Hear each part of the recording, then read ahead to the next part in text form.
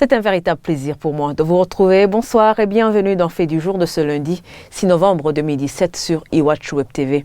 Dans 16 000 tonnes de café vert déjà réceptionnées au Burundi, seules 6 048 tonnes ont été vendues sur le marché international.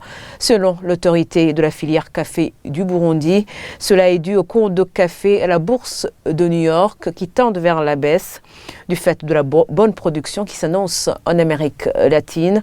La DG d'Arfic accuse les exportateurs burundais de profiter de l'occasion en spéculant sur le prix de vente du café vert. Écoutez à ce propos Jean de Dieu Moutabazi, c'était au cours d'une conférence de presse tenue ce matin. Après avoir constaté que seulement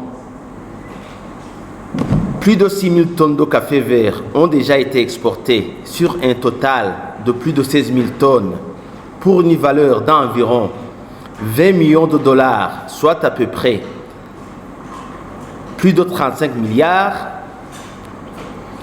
Après avoir constaté également que la tendance générale des cours du café à la bourse de New York est baissière, notamment du fait que la production s'annonce très bonne en Amérique latine, particulièrement au Brésil, compte tenu du fait que les intérêts bancaires continuent à augmenter de manière exponentielle, les exportateurs doivent stopper la spéculation et passer à la fixation des prix dans l'immédiat pour tous les cafés qui sont sous contrat pour ne pas souffrir à la fois des cours qui sont mauvais et de l'augmentation des intérêts bancaires.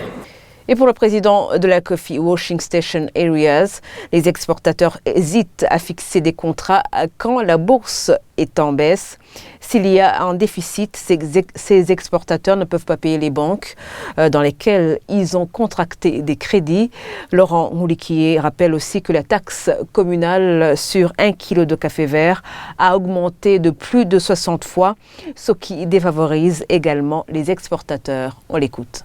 Le marché maintenant est très bas, alors les gens hésitent vraiment de fixer des contrats alors que le marché est très bas, pendant qu'on a payé le producteur un prix très élevé. Donc si on fixe maintenant, on voit que visiblement on va faire un déficit, on ne pourra pas rembourser les banques et ça pourra avoir des implications très profondes et négatives sur la saison qui commence l'année prochaine.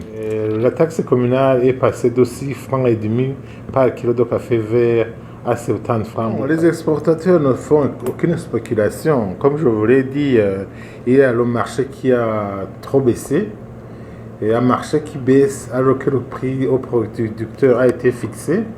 Ce qui fait que le marché actuel, le marché ne permet pas de couvrir le prix aux producteurs. Et ce sont des propos recueillis par Dorine Niungeko. Et voilà, c'est ici que nous mettons fin à ce fait du jour. Merci de l'avoir suivi.